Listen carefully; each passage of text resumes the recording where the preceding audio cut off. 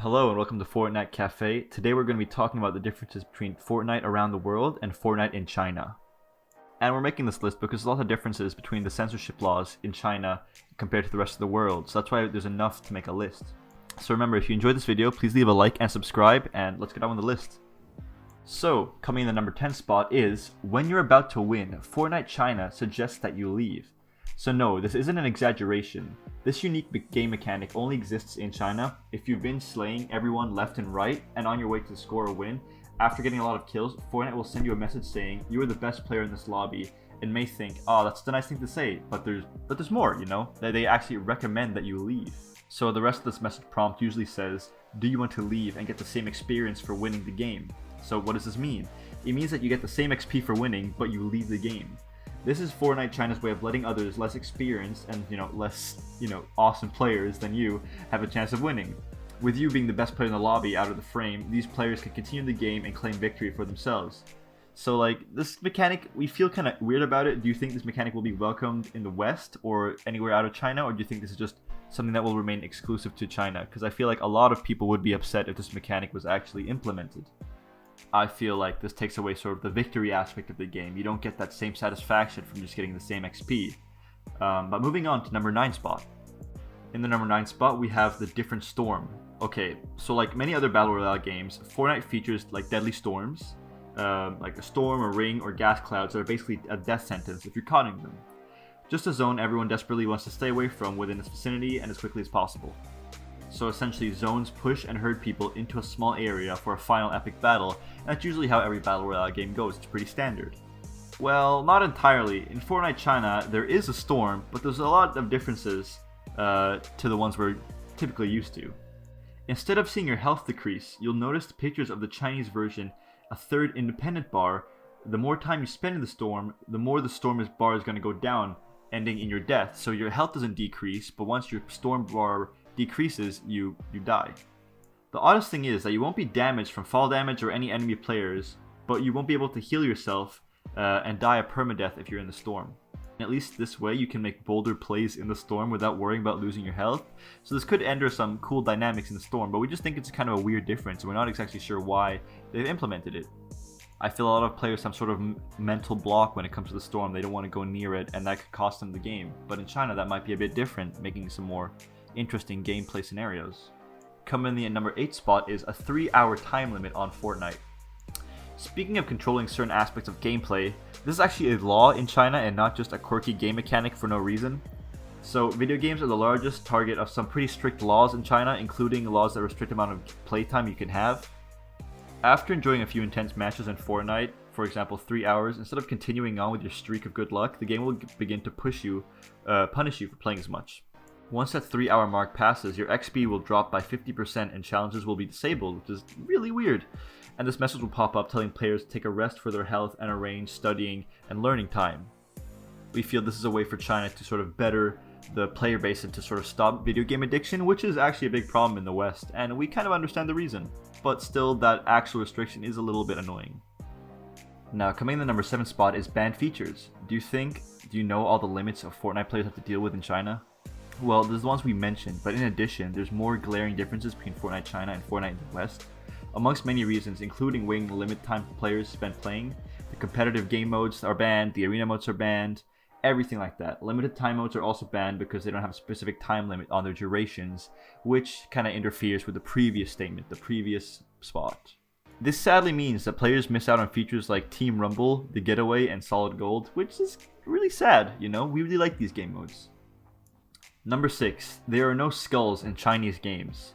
In the number 6 spot is, as we know, games in China have to be approved by the government to obey the laws, especially in reference to video games.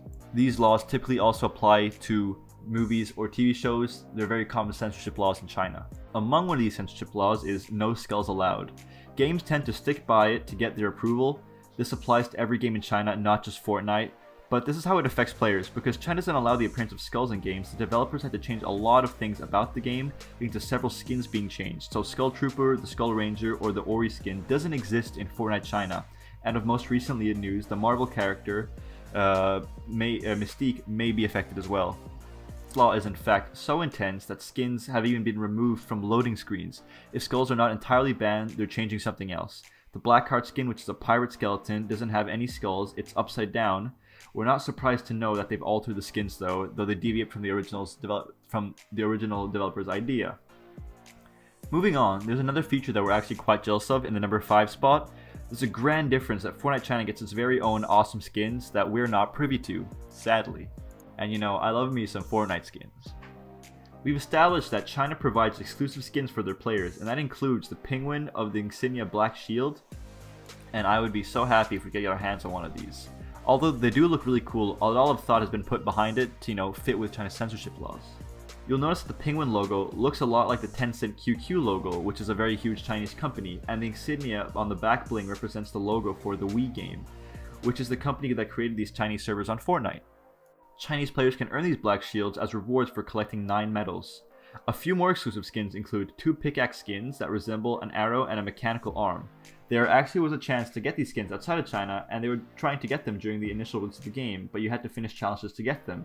Now they are pretty rare, and I don't think anyone has them really.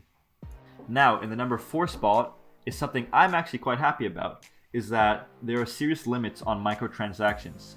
They have this bizarre, it's quite bizarre to some people, but it kind of makes sense. We already know that the different laws that have in video games and censorship laws, but one of President Xi Jinping's most baffling laws to some people are the microtransactions in Fortnite.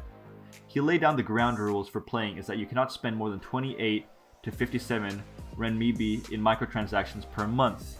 If you don't know what renminbi is, it's China's currency, and it's worth about, let's say, 57 renminbi is equal to around $8, so that's why they just straight out canceled microtransactions, because, you know, it's quite a small number.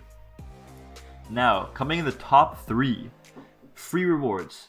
This is one we're most envious of, because, you know, who doesn't like free stuff? We just spoke of the microtransactions and are severely limited in China, but did you think that Fortnite would let you down? Because you only have a specific amount of money you can spend on things like skins. The Chinese version of the game has a different rewarding system, and I think this is actually more rewarding than the current system we have. I mean, you can basically earn money by doing simple things like hiding in haystacks, catching fish, etc. Even just for logging into Fortnite China, players get to take home free rewards, battle passes, and few item shop cosmetics. Another benefit from this is that there are less black market skin trades in Fortnite, so you don't see hackers trying to sell skins, which is pretty good. Coming in the top 2, number 2 spot, is different default characters. Alright, so everyone who's ever played Fortnite is familiar with the default characters. Turns out they're not just default everywhere. China provides its own default characters, not entirely dissimilar, but different enough that it's noticeable.